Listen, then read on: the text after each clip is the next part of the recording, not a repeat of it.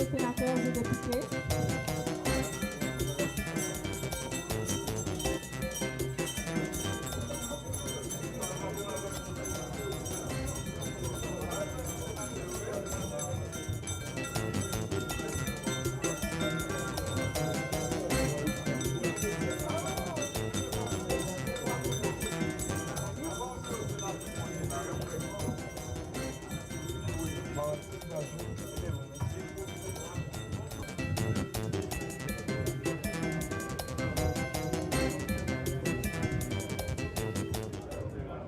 Monsieur le Président de l'Assemblée nationale, appel nominal accuse la présence de 20 sénateurs et 61 députés.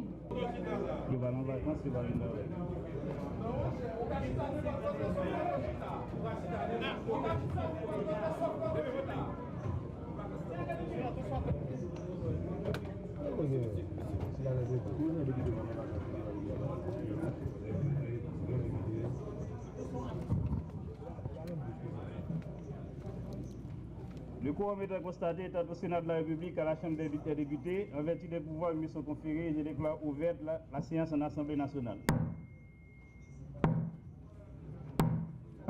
Lecture des articles 92.2, 98, 98.1 de la Constitution.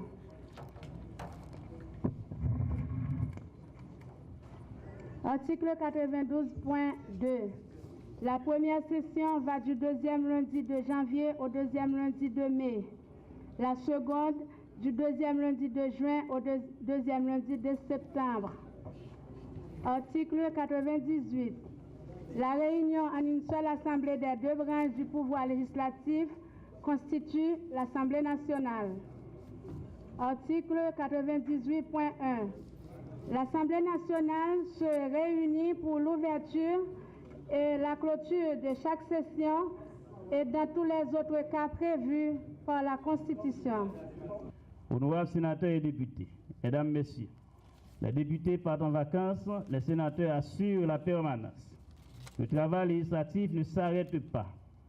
Pour votre information et votre gouverne, nous présentons le bilan de cette première session ordinaire de l'année législative 2014, marquée par des échanges et des controverses sur des sujets relatifs aux fondamentaux politiques du peuple haïtien. Le dialogue, bien qu'il ne fût pas ouvert à tous les secteurs de la vie nationale, était au cœur de cette session. Durant la première session ordinaire de l'année législative ordinaire, le Sénat, bien que pris dans le tourbillon du dialogue interhaïtien et des aléas de la politique, a tenu des séances instructives et animé par des ferventes discussions sur nombre de projets et propositions de loi et sur des sujets d'intérêt national. Il a organisé plus d'une dizaine de rencontres d'information et de contrôle de l'action gouvernementale et dans le déroulement de la vie publique. Il est intervenu chaque fois que les circonstances l'exigeaient pour redresser les situations délétères. De nombreux projets et propositions de loi ont été votés. Certains ont été acheminés à la Chambre des députés et d'autres en passe de l'être notamment. La proposition de loi portant la réforme du secteur des communications. La proposition transformant en loi le décret du 16 février 2005 relatif à l'élaboration et l'exécution des lois de finances. La proposition de loi portant fortification des aliments en micronutriments. La proposition de loi portant création des services publics de base dans les sections communales. La proposition de loi portant sur la souveraineté et la sécurité alimentaire. Le lundi 12 mai, une séance spéciale a été organisée avant la tenue de l'Assemblée nationale et au cours de laquelle a été officiellement remis au président de la Commission économie et finances du Grand Corps le projet de loi de finances 2013-2014 déjà voté à la Chambre des députés avec une demande d'urgence. Quant à la Chambre des députés, elle a tenu 12 séances plénières et 2 séances de convocation au cours desquelles les députés ont voté 4 propositions et 2 projets de loi. Proposition de loi portant prévention et répression de la corruption. Proposition de loi sur la liquidation des affaires courantes par un gouvernement démissionnaire. Proposition de loi portant sur la modernisation de l'agriculture. Proposition de loi sur la lutte contre la traite de personnes. Projet de loi portant amendement de la loi électorale du 27 novembre 2013. Projet de loi de finances 2013-2014. En Assemblée nationale, Les parlementaires ont ratifié les instruments internationaux suivants. L'accord de base de coopération technique et scientifique entre le gouvernement des États-Unis mexicains et le gouvernement de la République d'Haïti signé le 20 mai 2003. Le protocole facultatif à la Convention relative aux droits de l'enfant concernant l'implication d'enfants dans des conflits armés. Le protocole à la Convention relative aux droits de l'enfant concernant la vente d'enfants, la prostitution des enfants et la pornographie mettant en scène des enfants. L'accord conclu le 17 novembre 2012 entre le Royaume d'Espagne et la République d'Haïti sur la promotion et la protection réciproque des investissements. L'accord modifiant pour la deuxième fois l'accord de partenariat entre les membres du groupe des États d'Afrique, des Caraïbes et du Pacifique d'une part, et de la communauté européenne et ses États membres d'autre part.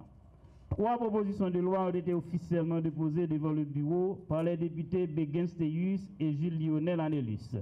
Les députés Abel de Colline, Jacques Stevenson Timoléo et Patrick Joseph ont transmis au président de la Chambre des députés des propositions en attente de dépôt officiel. Les commissions permanentes de la Chambre des députés ont produit 14 rapports, dont 6 ont été votés favorablement. Nous en appelons à la conscience et au sens des responsabilités des députés. Nous leur souhaitons d'écouter la voix des populations de leur circonscription et de saisir la portée du momentum que sera la dernière session ordinaire de la 49e législature, qui se rappelle le statut d'hommes et de femmes d'État, membres d'un pouvoir souverain dont ils doivent défendre l'intégrité jusqu'au bout. Nous leur adressons nos félicitations au nom de l'Assemblée nationale pour leurs prestations parlementaires et les exhortons à rester debout et vigilants dans un esprit de solidarité organique. Nous conseillons aux sénateurs de serrer les rangs et de faire valoir à tout moment la sagacité du grand corps et sa capacité de se transformer en bloc monolithique pour défendre les prérogatives constitutionnelles du Sénat et les droits de chaque père conscrit. Nous condamnons l'agression spectaculaire perpétrée contre le sénateur Moïse Jean-Charles dans l'exercice de ses fonctions d'élu et de citoyen et prendrons telles mesures que de droit pour sanctionner les coupables et prévenir de tels dérapages.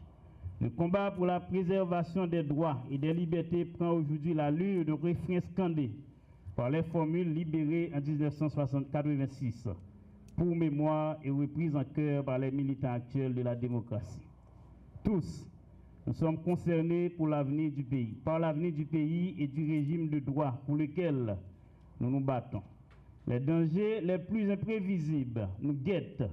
Nous nous agitons au bord du gouffre et y entraînons le pays. Seul un consensus large et soutenu est garant du succès des prochaines élections et de la paix sociale.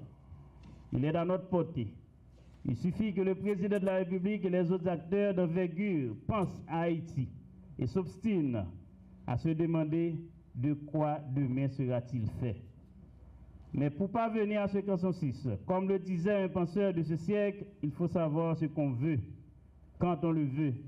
Il faut avoir le courage de le dire, et quand on l'a dit, il faut avoir le courage de le faire. Nous sommes tous du législatif, de l'exécutif, du judiciaire, des partis politiques, de la société civile, des organismes de droit, etc., engagés de l'action constructive du rapprochement démocratique. Nos seules armes sont les palmes que nous décernons à qui de droit pour rendre hommage à la démocratie et à ses serviteurs convaincus. Honorables sénateurs et députés de l'Assemblée nationale, Mesdames, Messieurs, en souhaitant à toutes et à tous un bon retour dans l'hémicycle, je déclare clos de quelques instants les travaux de la première session ordinaire de l'année 2014. Je vous remercie de votre aimable attention.